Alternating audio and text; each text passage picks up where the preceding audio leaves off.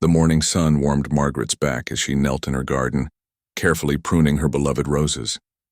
Her hands, marked with age spots and slightly swollen knuckles, moved with the precision that came from decades of tending to her flower beds. At 68, she found peace in these quiet moments, the scent of earth and blooms filling her lungs as birds chirped overhead. That should do it for today, she murmured to herself, sitting back on her heels and surveying her work. The red and pink roses stood proudly among the greenery, their petals catching the light. Margaret wiped her brow with the back of her gardening glove and slowly rose to her feet, feeling the familiar ache in her knees. Today was the day she'd been looking forward to for weeks. Their old car had finally given up after serving them faithfully for 15 years, and it was time for something new. Howard, her husband, had suggested she pick out whatever she wanted as an early anniversary present, but he couldn't come along. He was tied up with some business meeting he couldn't reschedule. "You've got good taste, Maggie," he'd told her that morning over breakfast, his eyes crinkling at the corners as he smiled. "Better than mine. Whatever catches your eye, that's what we'll get." Margaret hadn't bothered to change out of her gardening clothes, a faded blue button-up shirt, comfortable beige pants with dirt stains at the knees, and her old walking shoes. She'd just wash her hands, fix her silver hair into a neater bun, and head out. The car dealership was only a 20-minute drive away, and she wasn't trying to impress anyone.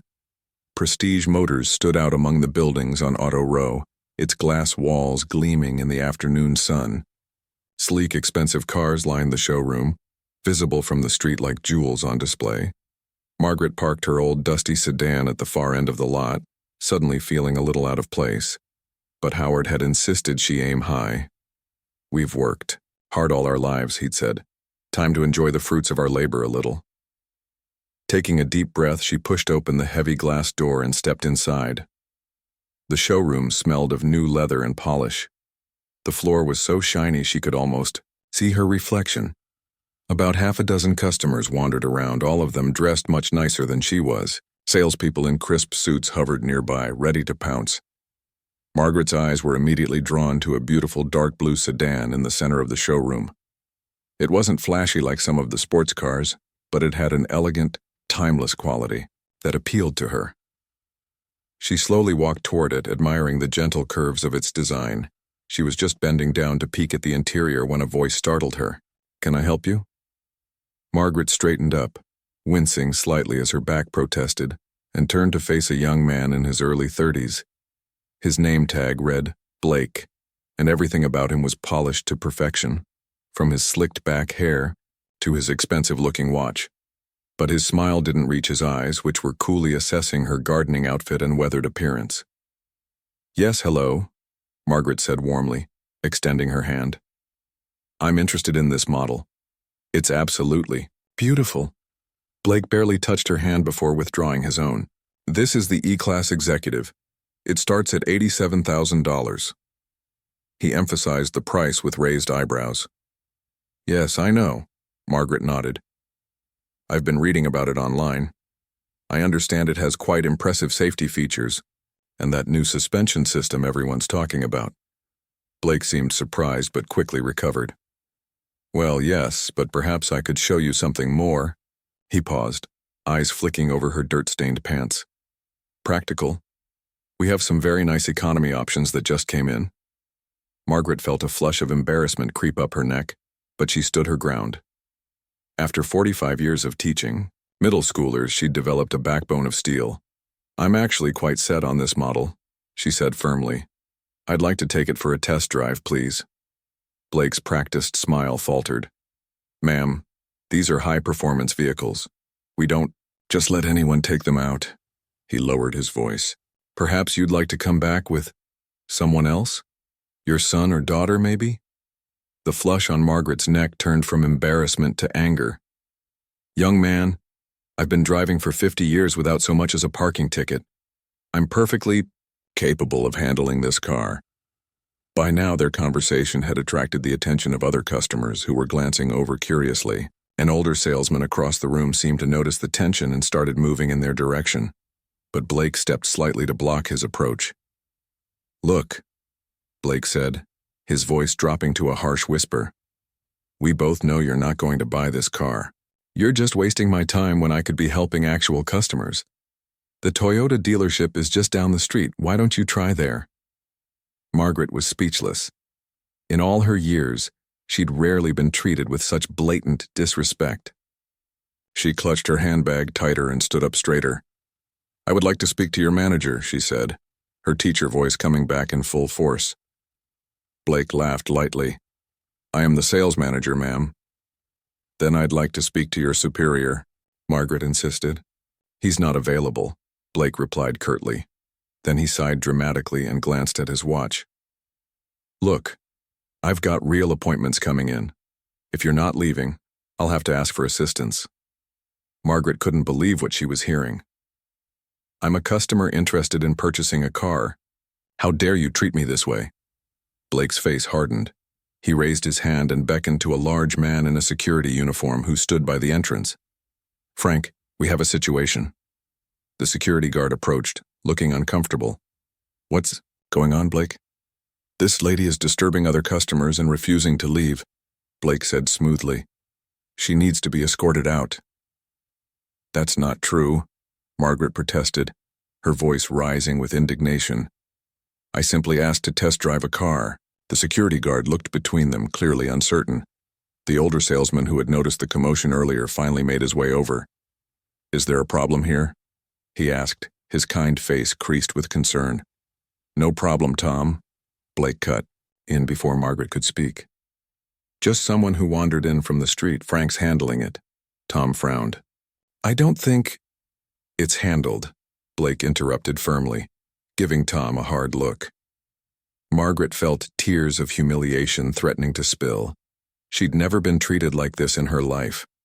Some of the other customers were openly staring now, a few whispering behind their hands.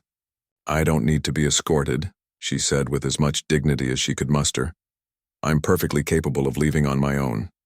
She turned and walked toward the exit, her back straight despite the shame burning through her. Behind her, she could hear Blake loudly telling the security guard, "Make sure she actually leaves the property. These types sometimes hang around the cars outside." As she pushed open the heavy glass door, she heard the older salesman, Tom, say something in a harsh tone to Blake, but couldn't make out the words. It didn't matter. The damage was done. The sunlight outside seemed too bright now, mockingly cheerful. Margaret made it to her old car before the tears came, sliding down her cheeks as she gripped the steering wheel. She didn't start the engine right away, needing a moment to compose herself. "The nerve of that young man," she whispered, fumbling in her purse for a tissue. "Who does he think he is?" A soft tap on her window made her jump. It was the older salesman, Tom, looking concerned. Margaret hesitated, then rolled down her window. "Ma'am, I want to apologize for what happened in there," he said, genuine regret in his voice. "That was completely unacceptable. Blake had no right to treat you that way." Margaret dabbed at her eyes. "Thank you. But clearly I'm not welcome here." "That's not true," Tom insisted. "Look, I've been selling cars for 30 years. I know better than to judge a book by its cover." He handed her a business card. "If you're still interested, come back tomorrow and ask for me. I'll make sure you're treated with respect." Margaret took the card automatically but shook her head. "I don't think I will be back." Tom nodded understandingly. "I wouldn't blame you, but for what it's worth, I'll be speaking to the general manager about this incident. That kind of behavior has no place here or anywhere." After Tom walked away, Margaret sat in her car for a few more minutes, letting her emotions settle. The humiliation was fading, replaced by a slow burning anger. She wasn't just angry for herself, but for anyone who'd ever been judged by their appearance or age. She started the car and headed home, rehearsing in her mind how she would tell Howard about what happened. Her husband was normally so calm and measured, but she knew this would make his blood boil. Howard hated injustice of any kind. As she drove, a small, determined smile began to form on her lips. Howard always said that proper responses required proper planning, and if there was one thing her husband excelled at, it was planning. Margaret's hands trembled slightly as she turned into the driveway of the modest two-story home she and Howard had shared for the past 30 years. The lawn was neatly trimmed, the flower beds along the front path bursting with the colors of late summer. Usually the sight filled her with contentment, but today she barely noticed. She switched off the engine and sat for a moment, gathering herself. The clock on the dashboard read 4:17 p.m. Howard would be home soon. Taking a deep breath, she grabbed her purse and stepped out of the car. Inside, the house was quiet except for the gentle ticking of the grandfather clock in the hallway, a wedding gift from Howard's parents all those years ago. Margaret hung her keys on the small hook by the door, a habit of 45 years, and headed straight to the kitchen. When upset, she baked. Today called for Howard's favorite apple pie.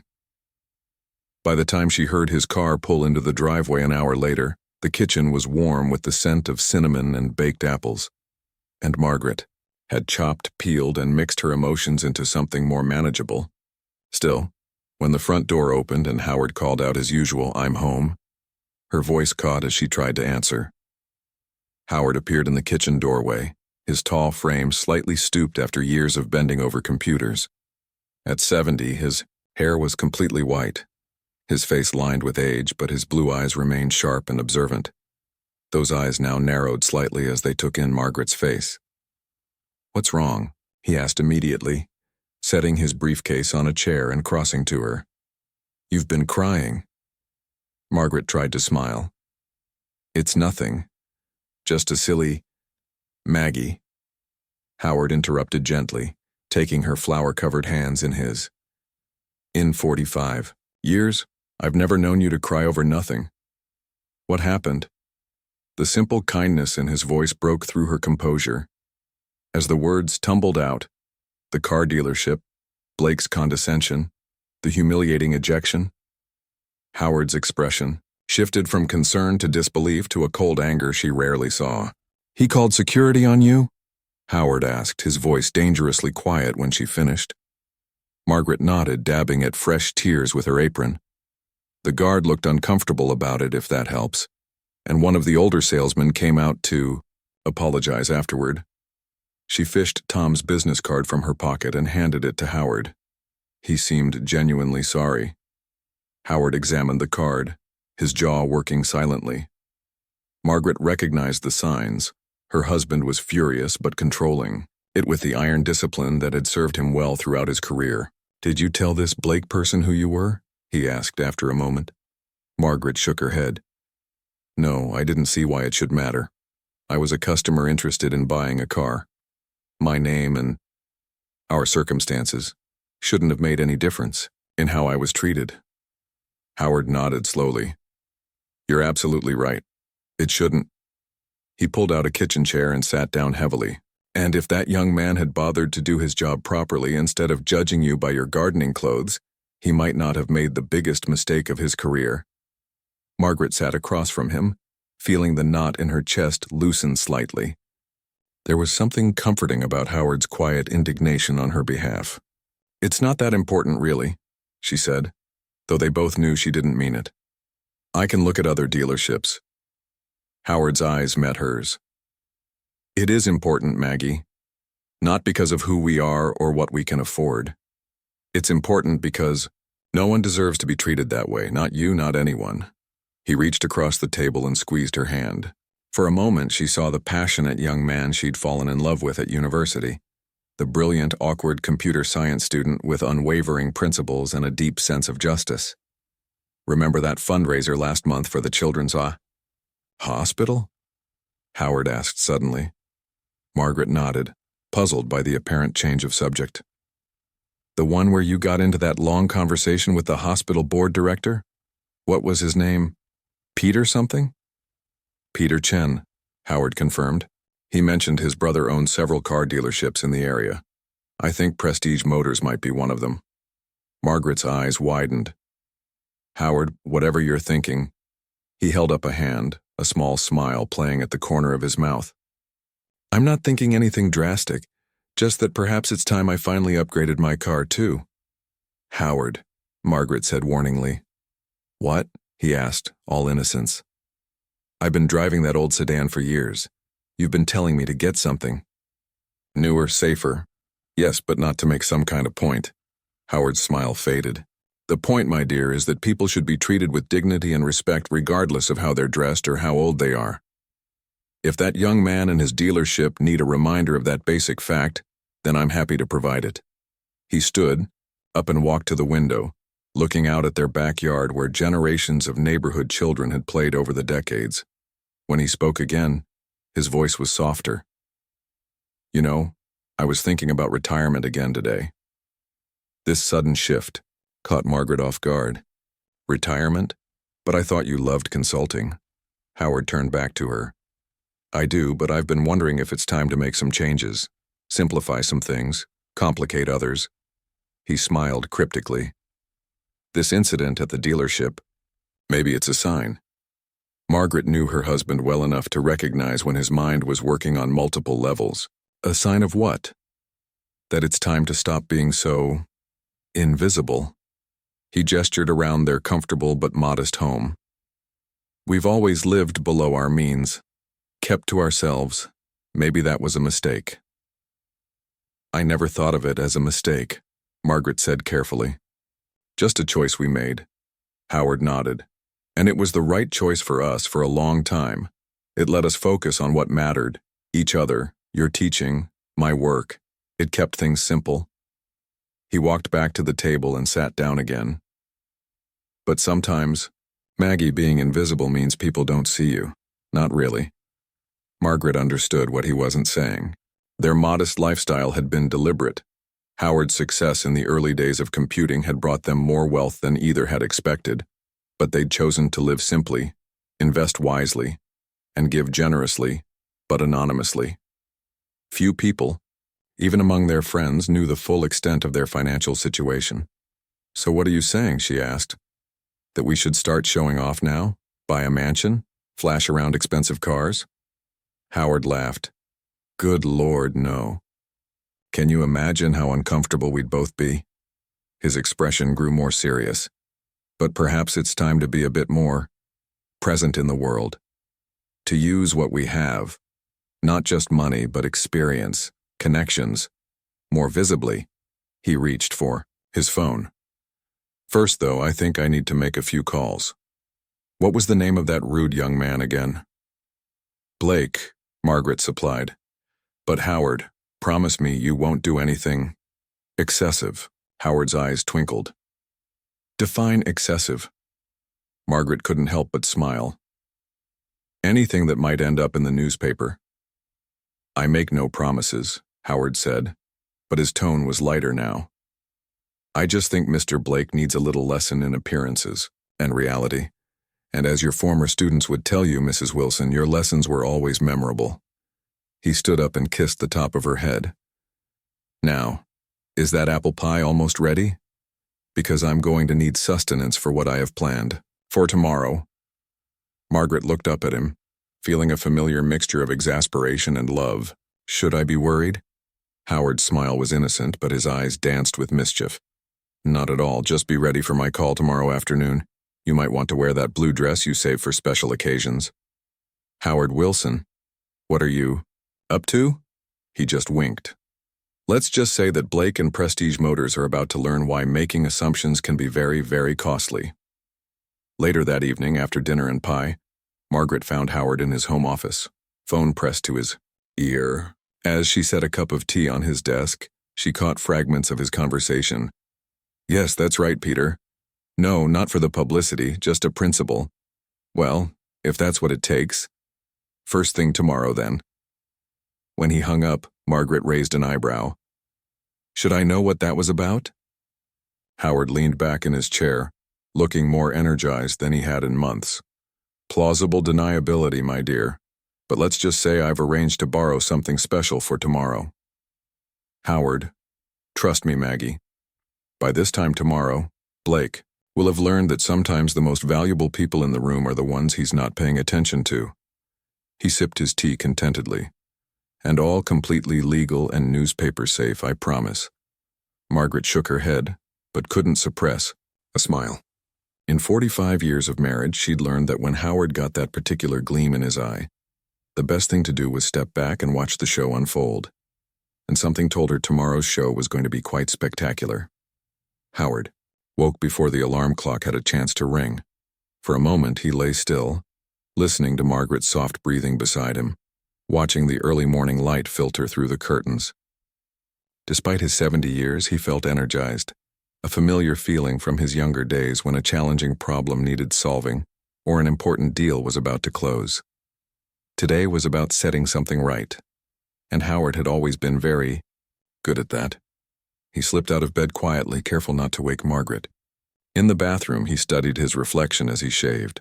The lined face, the white hair, the slight stoop to his shoulders that no amount of exercise seemed to correct anymore. Age had changed him, certainly, but he didn't mind. Those lines and silver strands had been earned through decades of hard work, joy, and occasional sorrow.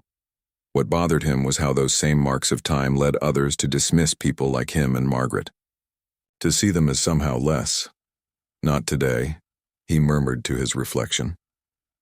By the time Margaret shuffled into the kitchen in her robe, Howard had coffee brewing and was scanning something on his tablet. "You're up early," she noted, accepting the mug he handed her. "Big day," he replied with a small smile. "Lots to prepare." Margaret studied him over the rim of her coffee cup. "Are you really going through with whatever it is you're planning?" Howard set down his tablet. "Absolutely. But don't worry. No, newspaper headlines as promised." He checked his watch. "I have a few calls to make, then I need to meet Peter at 9. Will you be all right on your own this morning?" "I've managed to survive without supervision for a few decades now," Margaret said dryly. "I think I'll manage a few hours." Howard chuckled. "Fair enough." He hesitated, then added, "If all goes well, I might call you around lunchtime. Would you be willing to join me then? At the dealership?" Margaret looked uncertain. "I don't know, Howard. Only if you want to," he assured her. "But I think you might enjoy the second act of this little play." After breakfast, Howard retreated to his home office. First, he called his old friend and lawyer, Arthur, bringing him up to speed and making sure everything he planned was entirely above board. "You always did have a flair for the dramatic, Howard." Arthur chuckled when he heard the plan. "But yes, it's all perfectly legal. In fact, I'd pay good money to see the look on that young man's face." His next call was to his bank, arranging for certain documents to be prepared on short notice. The manager, who had handled Howard's accounts for over 20 years, didn't even ask why. "Will you need anything else, Mr. Wilson?" she asked, after confirming the arrangements. "Just discretion, as always," Howard replied. The final call was to Lisa, his former executive assistant who now ran her own business consulting firm, but still helped Howard with occasional projects. She listened carefully to his instructions. "I'll have everything ready by 11, she promised. "And Howard? Good for you. Some lessons need teaching the hard way." At precisely 8:45 a.m., Howard stood before his closet, considering his options. Usually he favored comfortable khakis and button-down shirts, practical clothes for a man who had never cared much for fashion. But today called for something different. He reached for the garment bag at the far end of the closet. Inside was the bespoke suit he'd had made for a tech industry award ceremony last year. Margaret had insisted, saying if he was going to be recognized for his lifetime achievements, he should at least look the part of the tech pioneer you are, not like someone's retired uncle. The charcoal gray suit fit him perfectly, highlighting his still broad shoulders and tall frame. He added a deep blue tie that Margaret always said matched his eyes, polished his best shoes to a mirror shine, and slipped his father's gold pocket watch into his vest pocket. When he descended the stairs, Margaret was waiting at the bottom, a look of pleased surprise on her face.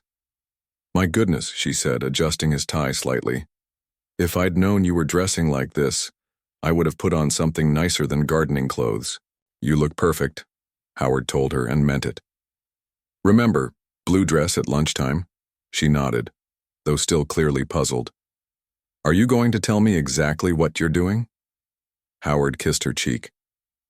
"Better to show you. Trust me, Maggie." Outside, Instead of his usual sedan, a sleek black town car waited in the driveway, a uniformed driver standing beside the open rear door.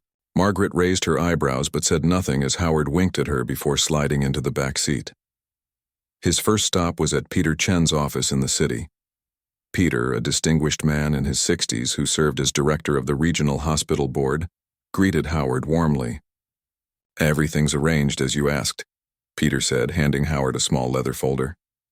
"My brother was quite interested when I explained the situation." "I imagine he was," Howard replied dryly.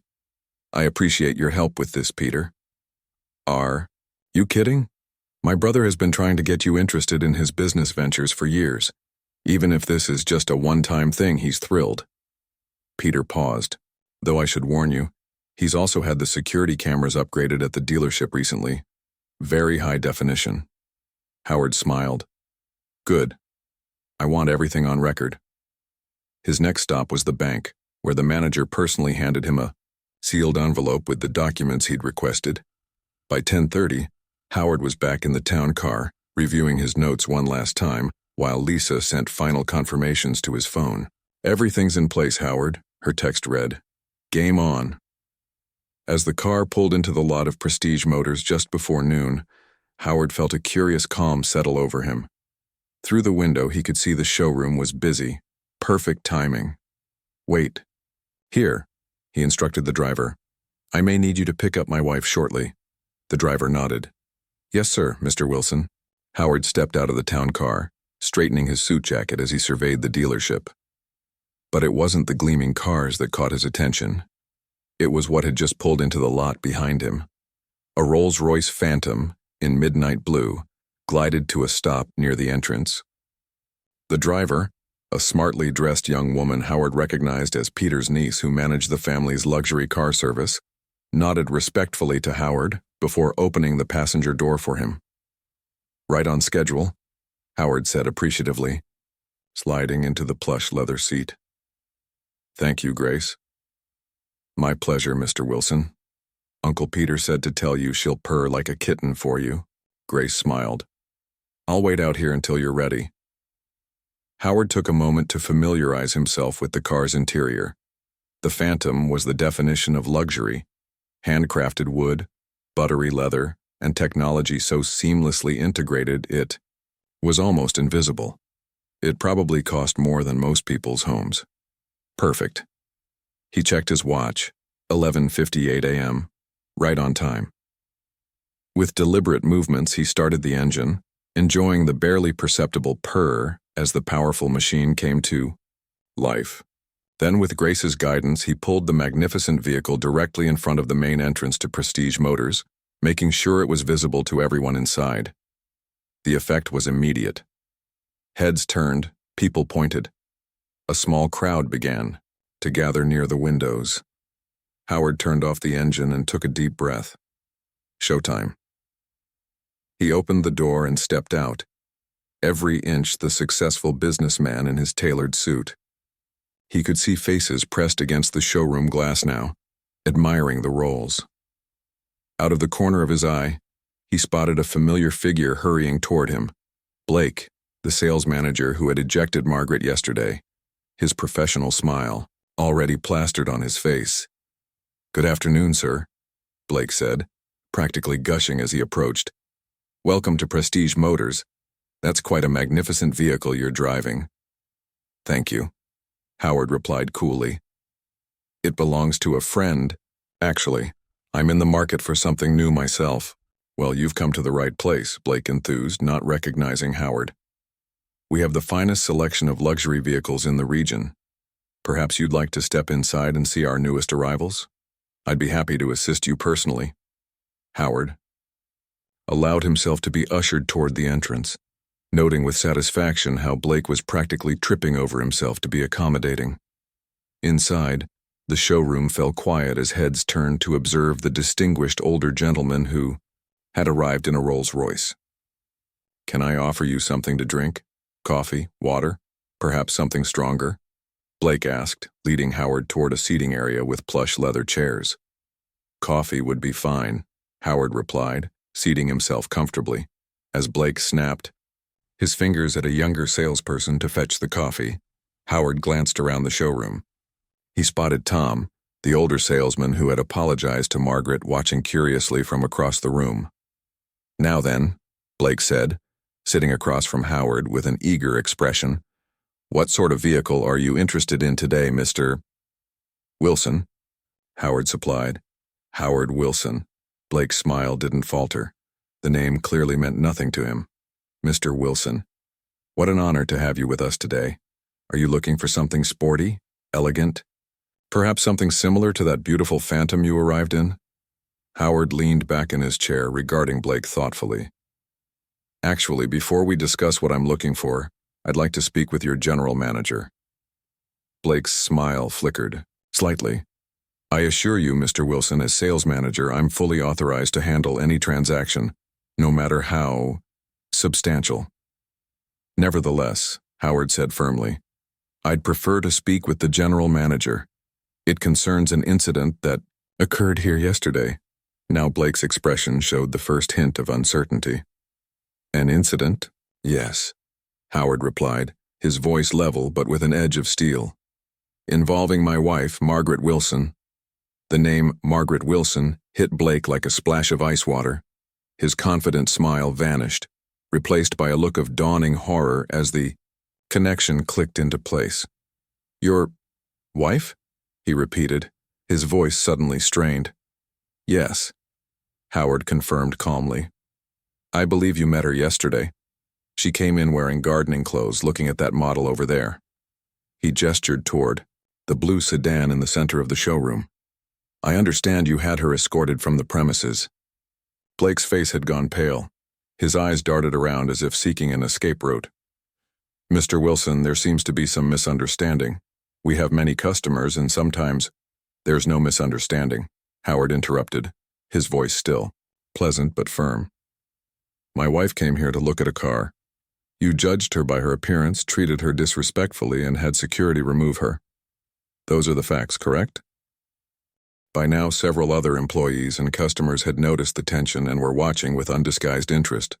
Tom, the older salesman, had moved closer, concern evident on his face. "Sir?" Blake began again, leaning forward and lowering his voice urgently. "If there was any miscommunication yesterday, I sincerely apologize. Perhaps your wife misinterpreted—" "My wife doesn't misinterpret things," Howard cut in. "She spent 40 years teaching children to communicate clearly. She's quite good at understanding what people mean." He fixed Blake with a steady gaze. "Now about that general manager." Blake swallowed hard. He's in a meeting, but I'm sure we can resolve this without bothering him. Why don't I show you some of our finest models? Any car you're interested in, I'd be happy to offer you our very best price."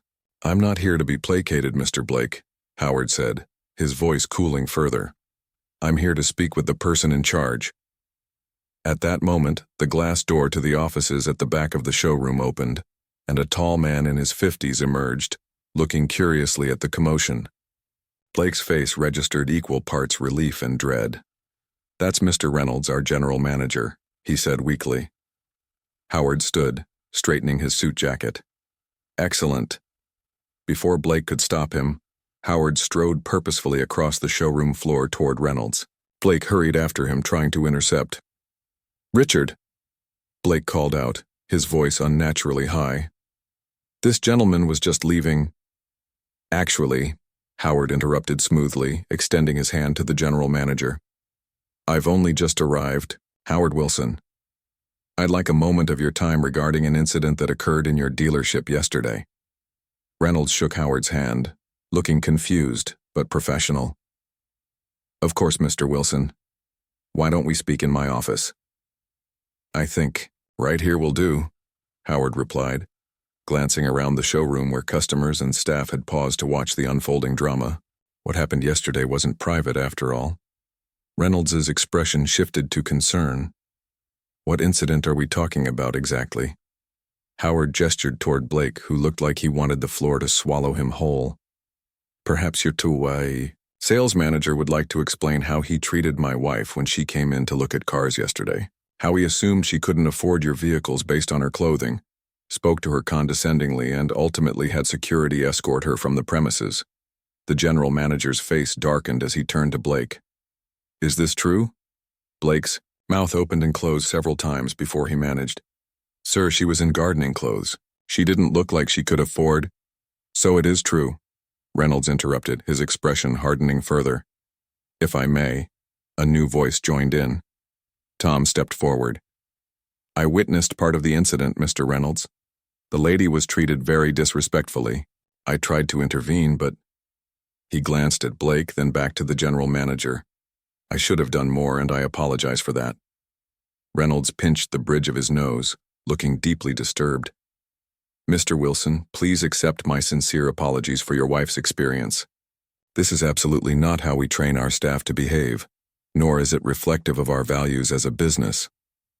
"I appreciate that," Howard said, "but I'm not just here for an apology." He reached into his inner suit pocket and withdrew the leather folder Peter Chen had given him earlier. "I'm also here on business."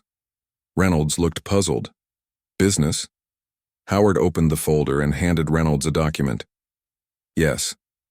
I've recently been approached by Chen Motors Group about a potential investment opportunity. You're familiar with them?" "I believe." The general manager's eyes widened as he scanned the document. "Chen Motors is our parent company." "Exactly," Howard nodded. "Peter Chen is an old friend. When I told him about yesterday's incident, he was quite concerned. In fact, he suggested that perhaps fresh perspectives might benefit the company." Reynolds looked up from the document, his expression a mixture of shock and growing understanding. "Mr. Wilson, are you saying—" "As of 9 o'clock this morning," Howard confirmed, "I've agreed to come on as a minority investor in Chen Motors Group with a particular interest in this dealership." The silence that followed was absolute. Blake had gone from pale to ashen. Several salespeople exchanged worried glances. Even the customers seemed to be holding their breath. Howard turned to face Blake directly. "You made a serious error yesterday, young man. Not in failing to recognize who my wife was. Neither of us care much about status or recognition. Your error was in thinking that someone's appearance determines their worth." He glanced around the showroom. "It's an easy mistake to make in a business like this, where everything is about image and first impressions, but it's still a mistake." Blake stared at the floor, unable to meet Howard's gaze. "Now," Howard continued, turning back to Reynolds, "I believe we have some matters to discuss. But first—" He pulled out his phone and dialed. After a moment, he spoke. "The blue dress looks lovely, dear. Yes, the car will pick you up in 15 minutes. He hung up and smiled at the general manager. "My wife will be joining us shortly. I hope that won't be a problem." "Not at all," Reynolds assured him quickly. "We'd be honored." While they waited for Margaret to arrive, Howard and Reynolds retreated to the general manager's office to discuss the future of the dealership. Howard made it clear that while he had no interest in day-to-day operations, he did have some ideas about customer service policies that might be implemented. 20 minutes later, the town car Howard had arrived in earlier pulled up outside the dealership. The driver helped Margaret out, and she was indeed wearing her favorite blue dress, the one she saved for special occasions, along with a simple pearl necklace Howard had given her on their 30th anniversary.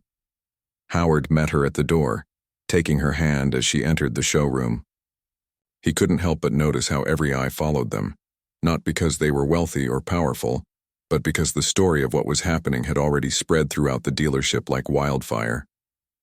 "Mr. and Mrs. Wilson," Reynolds said, stepping forward to greet Margaret with genuine warmth. "Welcome to Prestige Motors. We're honored to have you both here today." Margaret's eyebrows rose slightly at the deferential tone, so different from yesterday's experience, but she smiled politely. "Thank you." Reynolds gestured toward the blue sedan Margaret had been interested in the day before. "I understand you were looking at our executive model yesterday. Would you like a closer look? Perhaps a test drive?" Before Margaret could answer, Howard squeezed her hand. "Actually, Richard, before we get to that, there's someone I think should speak with my wife." Reynolds understood immediately. "Of course." He turned and beckoned to Blake, who had been hovering nervously at the edge of the showroom. "Blake, come here, please." The sales manager approached slowly, his usual confidence nowhere to be seen. He stopped in front of Margaret, unable to quite meet her eyes. "Mrs. Wilson?" Reynolds prompted when Blake remained silent. Blake finally looked up, his face flushed with embarrassment. "Mrs. Wilson, I want to apologize for my behavior yesterday. It was unprofessional, disrespectful, and wrong. There's no excuse for how I treated you, and I'm truly sorry." Margaret studied him for a long moment. Unlike Howard, whose anger ran cold and calculated, Margaret's emotions had always been closer to the surface. Howard could see her weighing her response, deciding between the hurt she had felt and the compassion that had made her such a beloved teacher for 4 decades. Compassion won. "Thank you for your apology, Blake," she said quietly. "I appreciate your honesty." Blake looked relieved but still deeply uncomfortable. "Is there anything I can do to make it up to you?" Margaret glanced at Howard, then back to Blake. "Yes, actually. You can remember this feeling, this understanding that you were wrong about someone based solely on their appearance, and you can make sure you never make another person feel the way you made me feel yesterday." Blake nodded earnestly. "I will, Mrs. Wilson. I promise." Howard watched this exchange with pride. This was the woman he had fallen in love with all those years ago, firm but fair, always seeing the potential for growth even in those who disappointed her. Reynolds cleared his throat. "Blake, why don't you take the rest of the day off? We'll discuss your future with the company tomorrow." As Blake walked away, shoulders slumped, Howard turned to Tom, who had been watching from nearby. "And you must be Tom," he said, extending his hand. "My wife mentioned you tried to help yesterday. Thank you for that." Tom shook his hand firmly. "Not enough, I'm afraid. But it's nice to meet you properly, sir." Howard smiled. "I understand you've been in car sales for quite some time?" 30 years next month, Tom confirmed. "Impressive," Howard nodded thoughtfully. "Richard and I were just discussing some changes in management structure here. Perhaps you'd be interested in taking on more responsibility?" Tom's eyes widened. Yes, I would be very interested, sir." "Excellent," Howard clapped him on the shoulder. "We'll talk more soon." As they turned back toward the blue sedan, Margaret leaned close to Howard and whispered, "You're enjoying this far too much." Howard's eyes twinkled. "I have no idea what you're talking about, my dear." But they both knew he did. And as Reynolds began explaining the features of the car to Margaret with the attentiveness usually reserved for visiting dignitaries, Howard caught his wife's eye over the roof of the sedan. The look they exchanged said everything. Sometimes justice came in unexpected packages. Sometimes it arrived in a Rolls-Royce. The news of what happened at Prestige Motors spread through the small town like wildfire. By evening, the story had grown to almost mythical proportions. The garden clothes-wearing grandmother who'd been thrown out of a dealership, only to return with her millionaire husband who bought the entire business. The reality wasn't quite so dramatic, but the truth hardly mattered in the face of such a satisfying tale. 3 weeks later, Margaret stood in the kitchen of their home, placing freshly baked cookies on a cooling rack. The familiar routine was comforting after all the excitement. The back door opened and Howard stepped in, bringing with him the crisp autumn air and the scent of fallen leaves. "Something smells wonderful," he said, hanging his jacket on the hook by the door. "Apple cinnamon," Margaret replied. "I thought they'd be nice to have when our guests arrive." Howard checked his watch. "They should be here in about 20 minutes."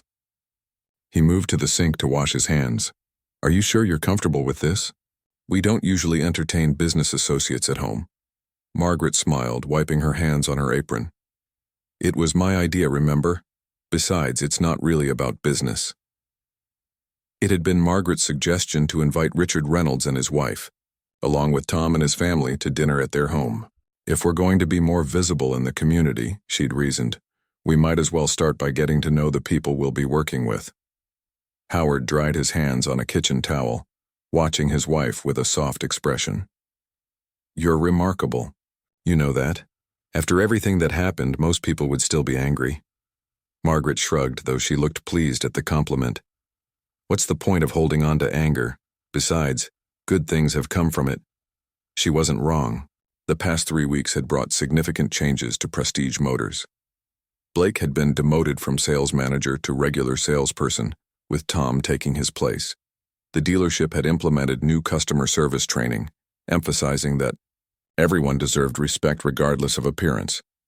And Howard, despite his initial reluctance to take on new responsibilities at his age, had found himself energized by his new role as an advisor to the Chen Motors Group.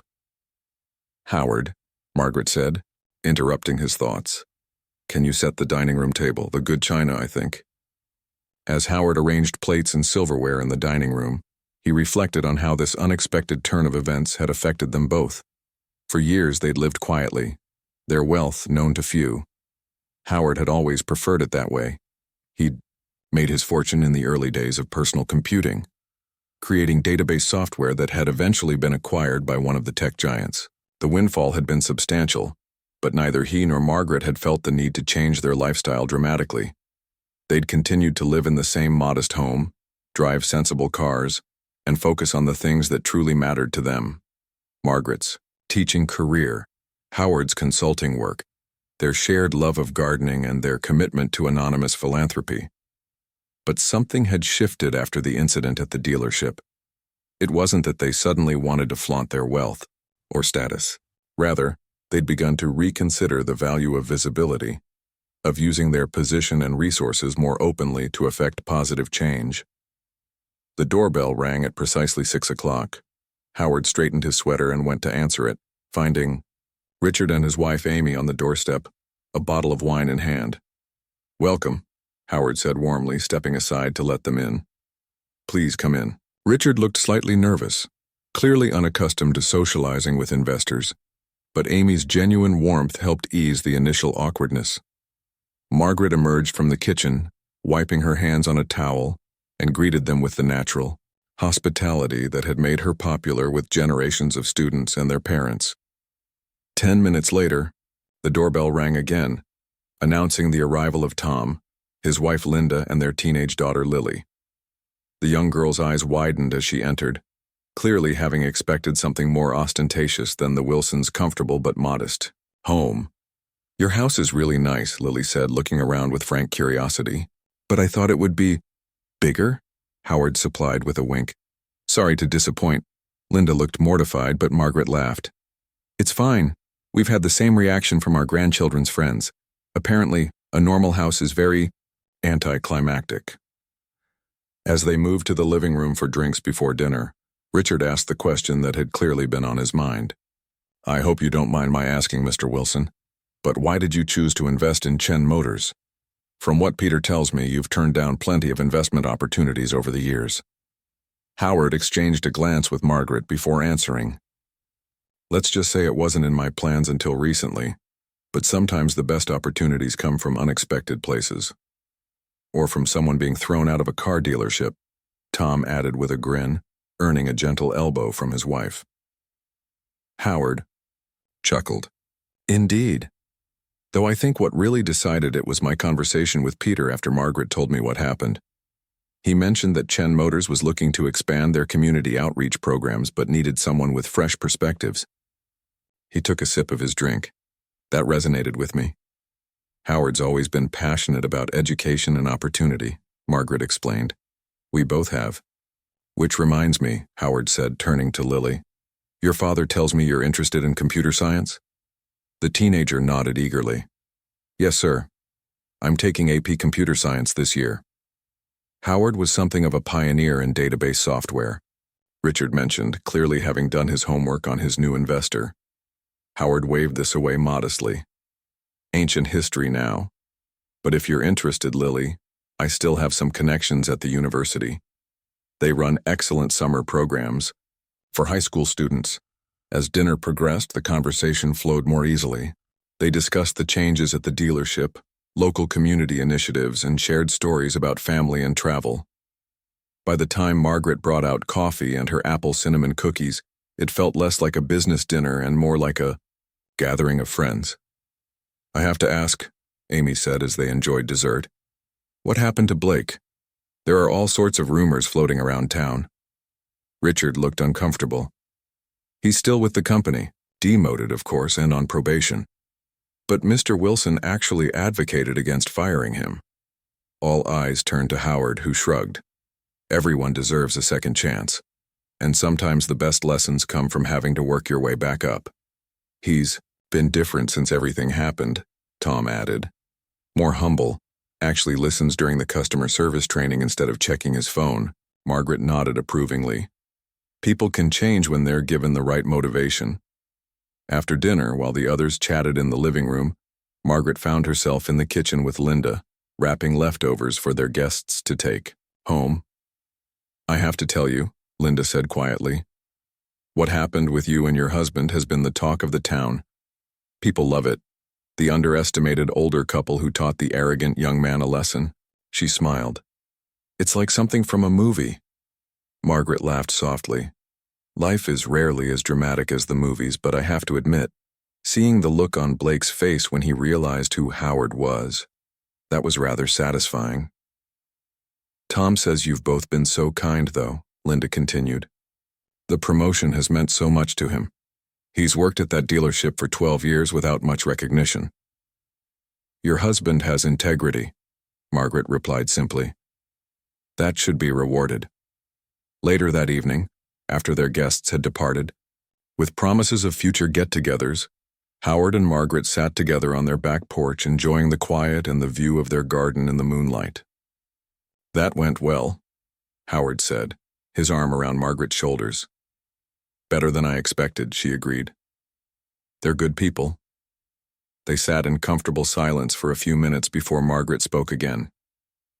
You know, when all this started, when that young man had me thrown out of the dealership, I was so angry and humiliated. I never imagined anything positive could come from it. Howard kissed the top of her head. The universe works in mysterious ways. Indeed it does, she murmured. Now we have new friends. You have a new project that's clearly energizing you.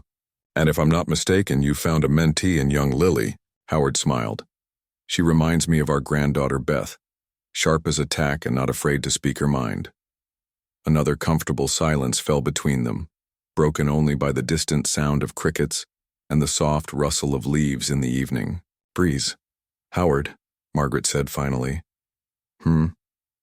Do you think we should have been more visible all along? Less private about our resources? Howard considered this. I don't know. Living quietly suited us. We've been happy, haven't we? Very happy, Margaret confirmed. But now I wonder if we could have done more good by being more open about who we are and what we can do. Perhaps, Howard acknowledged, but we're doing it now. Better late than never, right? Margaret nodded against his shoulder. And it all started because someone judged a book by its cover. Their mistake, Howard said, a smile in his voice. Their mistake, Margaret agreed. The next morning, Howard surprised Margaret by announcing he'd ordered a new car for her, the blue sedan she'd originally gone to the dealership to look at. When it was delivered the following week, Tom handled the paperwork himself, treating Margaret with the respect and attention she deserved.